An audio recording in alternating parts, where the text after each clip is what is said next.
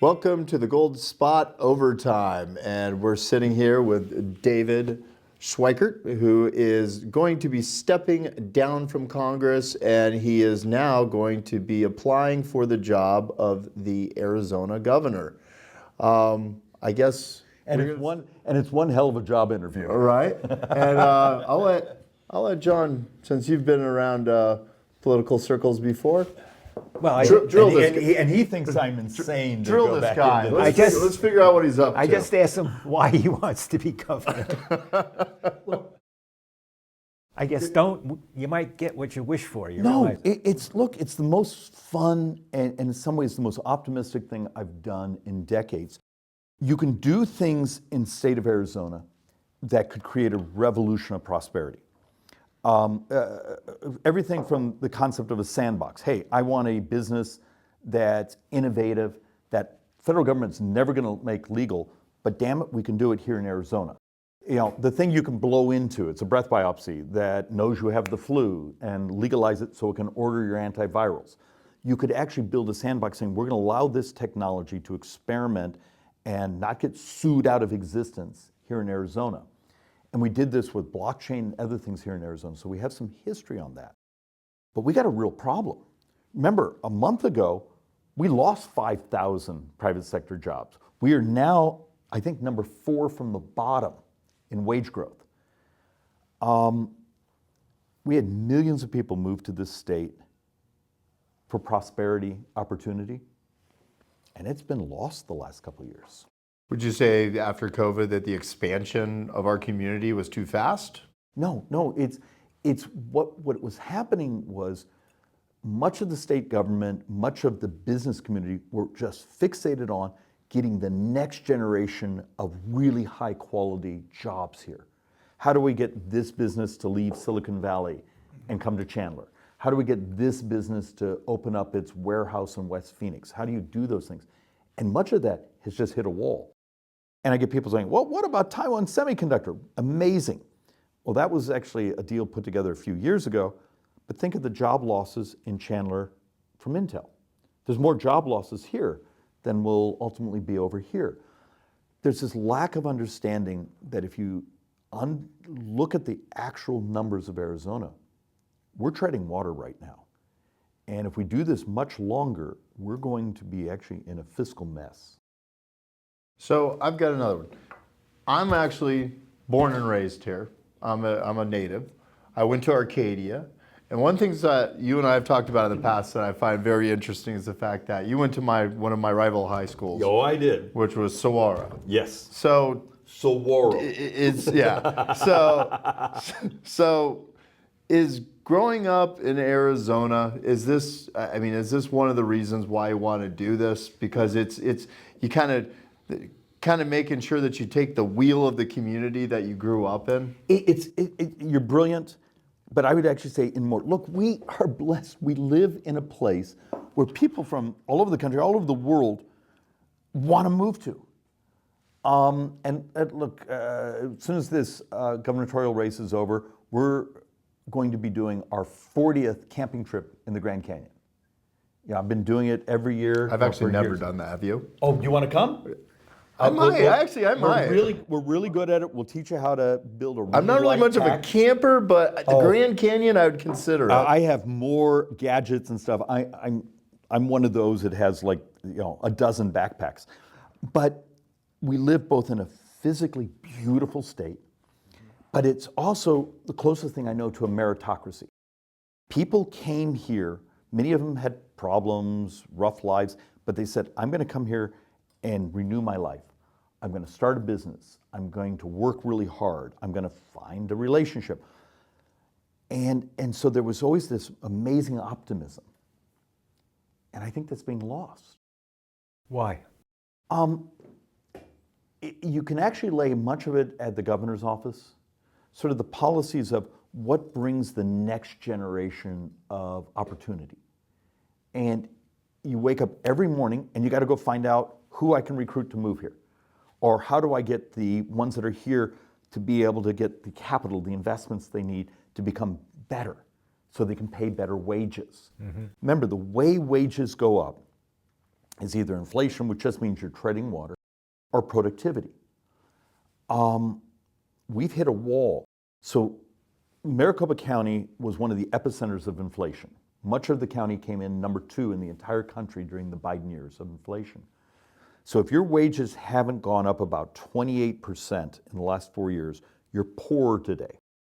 We have whole swaths of our community that are poorer today than they were 5 years ago. But what can the state do about it? The state, by getting high quality employment here and helping the community be productive, and some of that you're doing through education, some of that you're doing by job, some of it you're doing by getting the transportation system to actually work.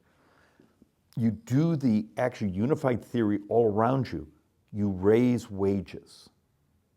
That's how you do it.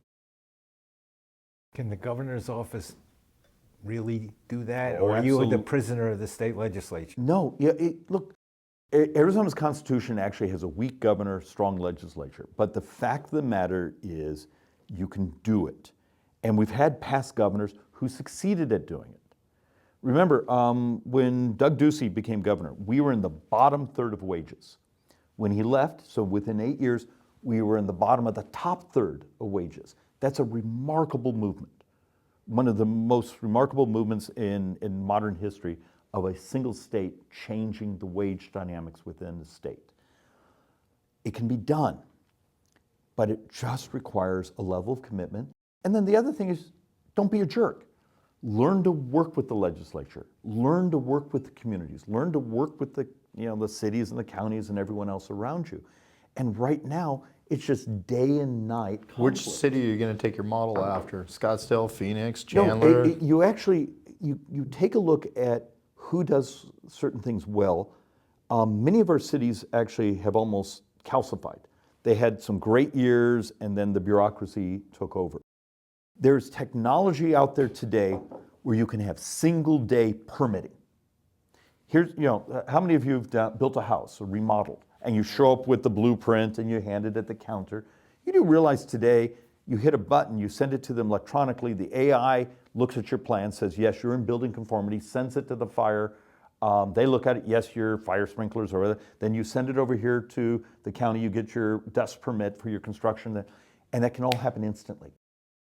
But you have to be willing to be almost visionary, adopting technology to make us much faster, much more productive, because that productivity makes people's lives easier and also gets wages moving. Okay, here's an electability question.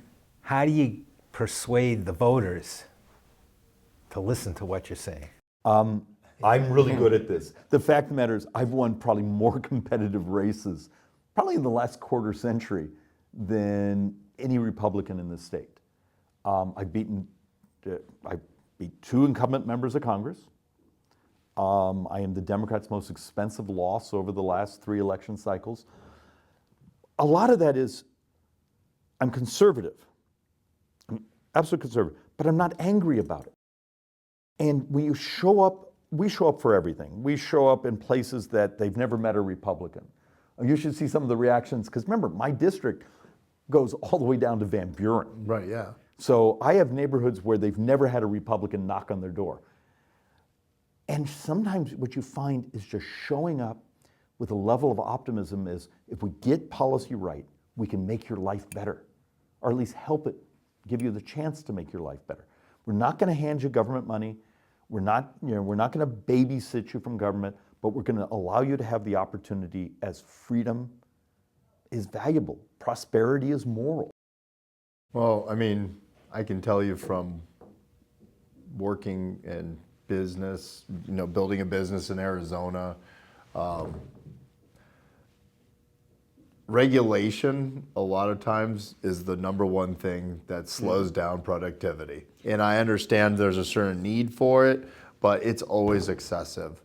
And Arizona isn't the worst by any means. I mean, you look at, California trying to rebuild from that fire. They can't get a single stick in the ground because of, their regulations. Remember that. But I mean, hopefully, do you feel as though that the governor's office has the ability to help make sure that regulations maybe don't disappear, but certainly don't grow? Look, there's a difference between the current bureaucracy, people that say deregulate, love that, but modernize your regulations. The organization that had built the technology to do the single stop, almost 1 minute permitting, was trying to sell that there in LA. But the bureaucracy, the unionized bureaucracy, went to war with them. It's possible. If you're saying, I just need health and safety, these things, you don't need an army of bureaucrats looking at pieces of paper. What you need is just use the damn data. And you can do that all through government. Look, today you have about 28% of Arizona on our Medicaid system. How many of those folks, if we got our act together, we could help be healthier, and therefore the ability to get back in society, working, having opportunity, families, the other things. But the way we provide healthcare services, often in our Medicaid system here in Arizona, it's sick care. There are... Although we do have some of the best hospitals we have amazing, in the country. We have amazing healthcare. But I'm talking about the healthcare, parts of the healthcare system that are paid for partially by Arizona taxpayers. And almost no one comes in and says, okay, I understand this is our network here, we do things. What happens when more than half this population is obese? Can we do things to help them get healthy so they can actually have a better life? Look, it's uncomfortable, but you got to tell the truth about the math. The Milken study from a few years ago said 47% of all healthcare spend is tied to obesity, the multi-chronic conditions, the fatty liver, diabetes. Diabetes is 33% of all US healthcare. Why not invest in helping people be healthier? And it turns out after a couple of years, your spending on these programs starts to come down dramatically. How do you persuade the bureaucracy? You, if you're the governor, is it persuading or basically telling them? And basically then getting rid of those who aren't prepared for the future. How do you get those people to vote for you? That's not a No, fair yeah, question. No. Look, if you're a bureaucrat, you're not voting for me. I'm a threat unless you're willing to see a future that's better for Arizona. But for the people that are trying to raise their family and get ready for retirement and have a life here, I'll get their vote because we provide a path for a better life in Arizona and getting back to the days when our wages grew and our prosperity expanded. Who are you looking forward to working with? Anyone that will show up and engage in the vision.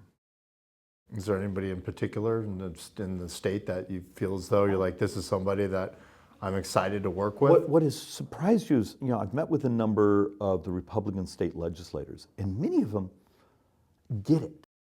There's actually some folks that I came in skeptical of the conversations, and they see it. Now sometimes they'll also wink and nod at you saying, look, I got to do certain pandering to get elected, but we know these sort of shiny objects aren't making people's lives better. But they have no opportunity because they have no leadership at the governor's office that's going to fixate on those things. You want to ask him a hard question? Well, he just raised the issue of speed. Have you given thought to, you've got some great ideas, given the pressures of the 2-year election cycle? Well, the beauty of governor is 4. Okay, but the state legislature is not. Have you given any thought to, I've got this program, it's going to be really good, but I've got to get it in place in less than 2 years? No, I think actually the legislature is not as election cycle as sensitive as Congress. Probably Because the majority of legislators are from either overwhelmingly Democrat or Republican districts. And the ability to help them be able to talk to their voters saying, we're doing things. I served 4 years in the state legislature. I was a child, I was 28 years old. But my second 2 years, I was the majority whip. And we had Fife Symington as the governor. And we did everything from charter schools to tax cuts to concealed carry to all these things. And it was a revolution. We proved you can have a revolution of good things in the state. And we had 2 of the shortest sessions in Arizona history. It just took leadership and discipline. Can I ask you a hard one? Can they get any harder? What do you do with the homeless problem in this state right now? I Because I mean, that's becoming a No. bigger and bigger problem, and it never was because our heat used to keep them out of here, and they'd always just hang out in California. Let me walk you through, and for anyone that's listening, I want you to do this because there's a whole plethora of ideas we have. One is something I've been working on for about 4 or 5 years, a fentanyl vaccine. It's actually not truly a vaccine. It's a drug that attaches to the drug molecule and makes it so it can't. So like methadone for heroin addicts, that type of thing? No, it's a radical change. It makes it so it can't pass the brain-blood barrier. But think about this. It's the ability to take your homeless population. We know the majority actually have fentanyl addictions, and make it so they can survive rehab.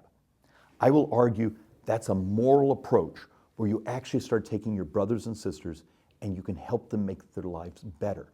There are great ideas out there. We just need the vision to execute it. Okay.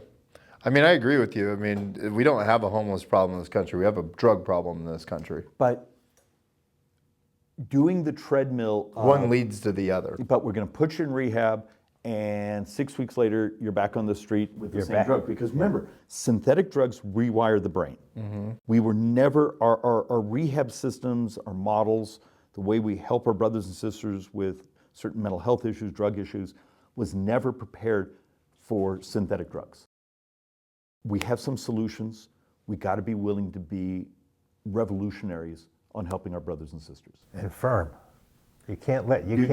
Oh yeah, you got to tie them. You want to go in rehab? We need you to work with us. So there are solutions. And then, do you find the border to be the number 2 problem for you, or the number 1 problem? No, the president has done a remarkable job locking down the border. Our problem now is the drugs coming across the border and the human exploitation. I've actually looked at, been presented numbers of children, young women, and some pretty evil stuff. How much of that finds its way down the I-10? Is that the number 1 place that drugs come trafficking from? It absolutely does. And think of this. Wouldn't that be a good place to start? Between basically midnight and 5 a.m., we have almost no DPS officers on our freeways. And that's a good time to run drugs, I would think. And that is a sin of this governor. They didn't prioritize law enforcement. They were prioritizing social programs. They don't work without law enforcement. Yeah. So thank you for having me. I think your own staff is waving at you. No, that was a sign for you. It said ladies for you. So we want to know who the ladies are. No, I probably have another meeting. You're wonderful. Thank you so very much. That was a pleasure. This is fun. Thank you all. Okay, with that, we're going to wrap this up. Thank you so much for joining us right here on The Gold Spot. If you enjoyed today's Gold Spot, like or subscribe to both our YouTube and Rumble channels. Also, comment below if you have any questions or if you'd like to hear us talk about a specific topic in a future video.